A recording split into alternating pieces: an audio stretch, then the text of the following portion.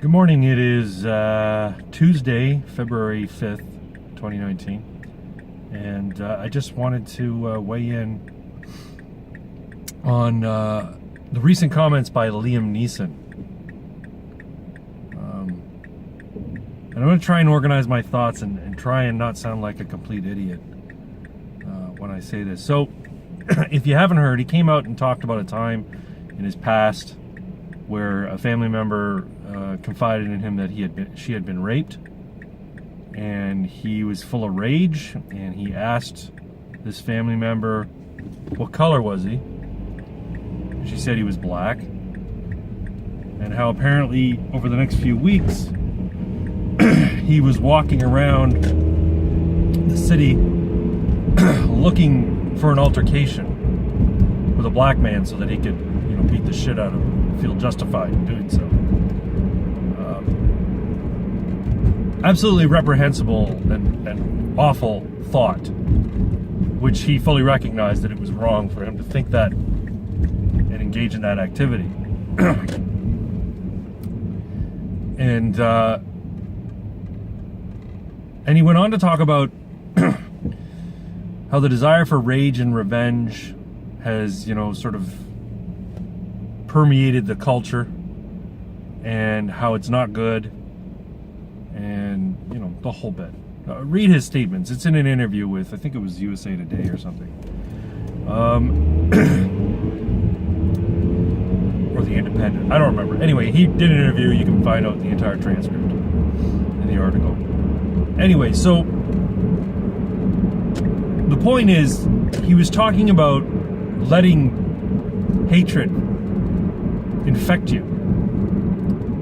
But the response on social media was that he was racist. That was the big takeaway. He was racist, and he doesn't even realize that it was racist. No, I think he realized it was racist, but the issue is what undergirds the racism, right? See, because for the people who were criticizing him for making the statement, and I mean, this is where I might take shit. Let's be honest, it was a frank and bold thing for him to do, and foolhardy in the current environment. But who knows? Maybe his frankness, his honesty, maybe that might shift the whole conversation. Probably not. I think the people in the camp where any indication of racist ideas, you need to be destroyed utterly and completely. I think they're pretty cemented in their belief. The point is, where does the racism come from? What undergirds it? And his whole point was, look, hatred is a disease, and anger and revenge, the desire for revenge and retribution, that's a disease, and it gets you nowhere. It's not good. And it's lost on these people who can't do anything but focus on the fact that he asked what color was the person who raped you. That's their big takeaway.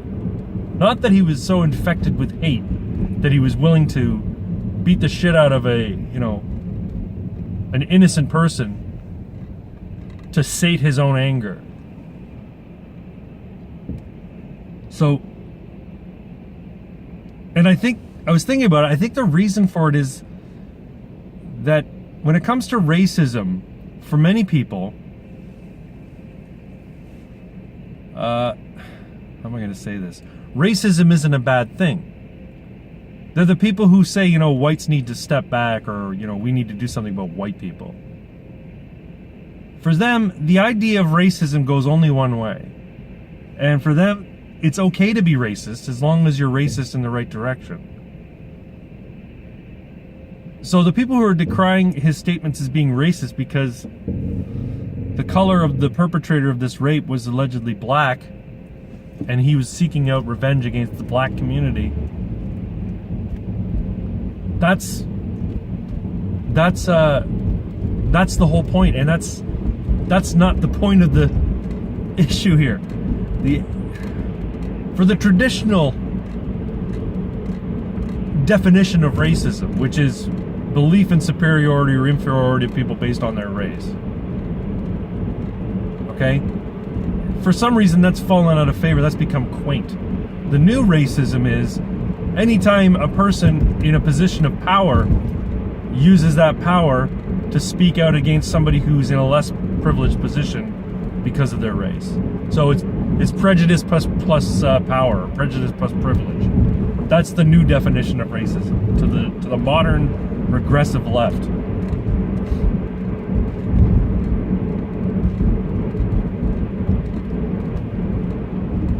So I don't know how we get past this, because when I see other things, when I see people, chanting in the streets, I see Antifa, just seething with hatred for anybody who disagrees with them. And hitting people in the head with bike locks and engaging in assault, like violent assault against people for their political differences. To me, that's no different than somebody saying, I want to go beat somebody up because they're black, because my sister got raped by a black guy. It's no different. You're infected by hatred. You've got this disease, and that's what needs to be addressed. Not who the target of your disease is, who the target of your hatred is, not where they're placed in the hierarchy of privilege. It's the fact that you have so much hatred in your heart that you want to do harm to other people. For ostensibly nothing, for just their membership in a certain group, whether it be a political camp, whether it be a race, a gender, sexual orientation. People infected with that kind of hatred, who are willing to call it out in articles and on social media, saying, I hate white people, I want white genocide, or I hate so-and-so and I want them to die. Or people who are that infected by that kind of hatred, they've got a deeper problem. The issue we have as a culture is that one side or one element or one particular type of hatred or one particular target of that hatred is completely acceptable.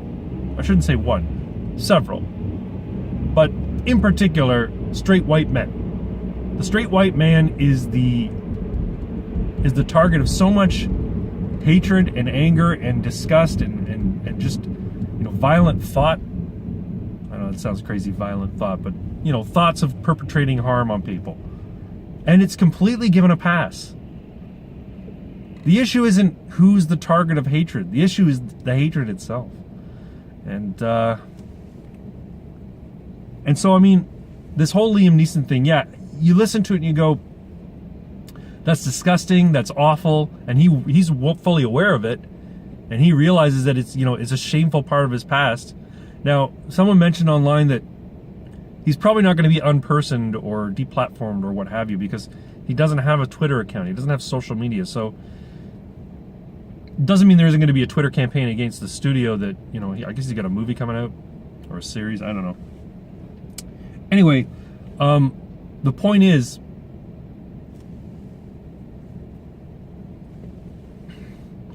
people should listen to what he said and really think about what it is that needs to be taken away from it.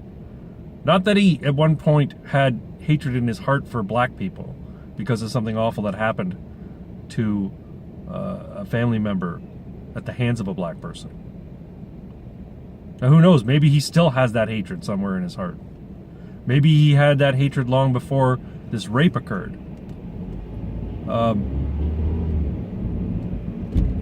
The point is, that's not the issue. The issue is not who is the target of his hatred. The issue is the disease itself. And I don't know how we get past it, especially when you got a segment of the media or segment of the culture, which is the media, and a lot of political leaders as well, saying, look, white people are bad, and they're the source of all the problems in the world, and they need to be dealt with. That's hatred. And when Don Lemon goes on CNN and says that there's a problem with white men and they need to be dealt with, to me, I hear that and I go, if anybody anywhere had said that about black people, if anybody anywhere had said that about any other race, heads would roll.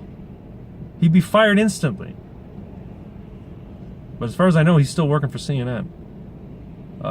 So Again, the issue is not who's the target of the hatred, it's the hatred itself. And we have to stop tolerating hatred of any kind toward anybody. And I don't say this because I'm a white man and I see all this crap coming at me, because I don't. I've never had anybody say that directly to me. But when I see it in print and when I see it on social media, I'm like, that's pretty fucking awful. How did we get to this point? And the point is that it was long ago established that you shouldn't be hating people based on their immutable characteristics. You should be hating people because of things that are beyond their control. The color of their skin, their gender, their sexual orientation. That's wrong. So how do we get to the point where it's suddenly okay to do it in one direction? It's not a pendulum swing thing. It's either wrong to hate people based on immutable characteristics, or it's okay to hate people based on their immutable characteristics. And I'm of the camp that it's always wrong. Well, to hate anybody. You can hate an ideology, you can hate a person's actions, you can hate the things they do, you can hate the things they represent. But to hate people because of their ideological camp, because of their sexual orientation, race, gender, whatever, to hate them, you've got a sickness. And society's got a sickness, and it's got to be addressed. It's got to be dealt with. Anyway, I'm not going to just keep going repeating myself, but I just want to get my thoughts out there. And thanks for watching. If you like my content, like and subscribe, and hit the bell and all that sort of stuff. Thanks. Talk to you later.